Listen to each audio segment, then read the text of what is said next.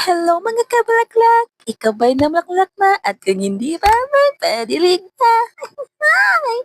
So ngayong araw nga mga kabulaklak ay umuwi yung aking anak na mainit yung kanyang katawan galing sa school mga kabulaklak. So ang ginawa ko is pinahiga ko lang muna siya sa sala at pinakain at nainom ng gamot. Dahil nga mga kabulaklak, hindi ko naman siya masikaso kasi nga yung baby ko is umiiyak din at siguro inaantok na siya. So, ganito talaga mga kabulaklak yung aming routine tuwing 6:00 ng hapon. Kailangan ko talaga siyang ikargahin at paghele hanggang sa makatulog siya mga kabulaklak. So, ito nga mga kabulaklak. Morning na ito is pinagplanuhan na naming mag-asawa na ipahilot sila kasi nga talaga is nilalagnat sila. So, ito yung mga gawaing bahay ko mga kabulaklak at iniwan ko muna yung mga tupiin, yung mga pinaglabhan ko mga kabulaklak, hindi ko na nga talaga inayos. Then nagwalis lang ako bago kami umalis.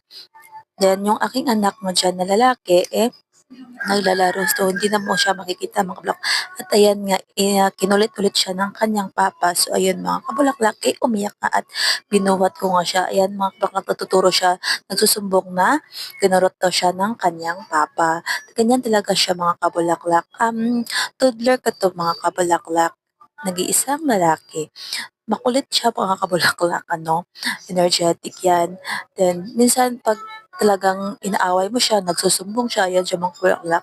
Gusto talaga niya magpahele or magpa-baby-baby din mga kabulaklak. Kaya ayan, nag-meme time siya diyan sa gilid. Sabi ko kaya upo lang siya, 'wag siyang makulit kasi nga papagalitan ulit siya ng kaniyang papa kapag na ginugulo niya yung aking mga tinutuping nalabahan ko na mga kabulaklak. So ayan na nga mga kabulaklak, nag-decide na talaga kami na umalis at ayan na nga mga kabulaklak. So ngayong araw nga mga kabulaklak is naglalaro-laro lang kami ng aking bebe.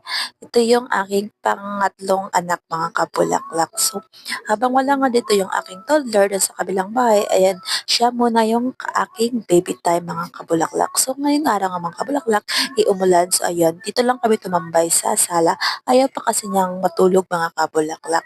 So nilalaro ko lang muna siya or nililibang hanggang sa antukin siya mga kabulaklak. Pero yung malala niyan mga bulaklak, yung mama ang inaantok. So ayan yung mga kabulaklak is nagpikabo nga kami mga kabulaklak at tawa na nga siya ng tawa kasi nga happy talaga siya mga kabulaklak kapag pikabo yung nilalaro namin mga kabulaklak. Mga 8 months old pa lang siya mga kabulaklak. So ayan, kinukulit ko siya mga kabulaklak. Tuturuan ko siya. Ayan mga kabulaklak, o diba? O,